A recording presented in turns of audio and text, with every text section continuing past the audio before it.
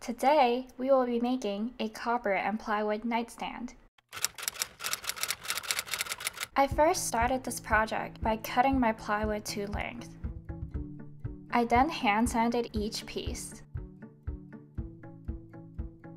Using my speed square, I measured out where I needed to drill my holes for my copper pipes to fit.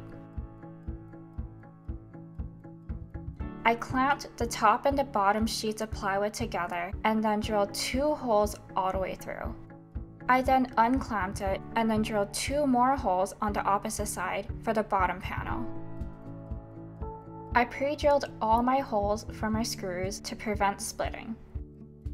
I wrapped some sandpaper over a pen to create a sanding tool to sand the holes for a better fit. I sealed the plywood with a matte polyacrylic. I used my tubing cutter by Rigid to cut all my copper to length.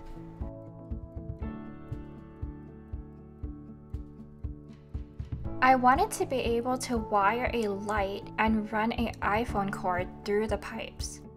So I took 2 of the copper legs and cut where I needed to add a T connector for the wires to feed through.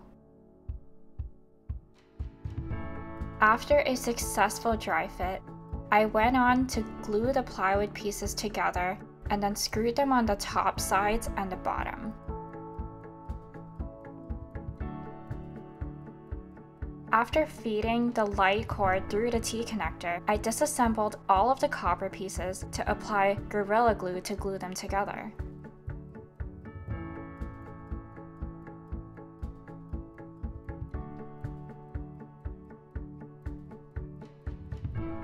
Check to see if my phone will charge,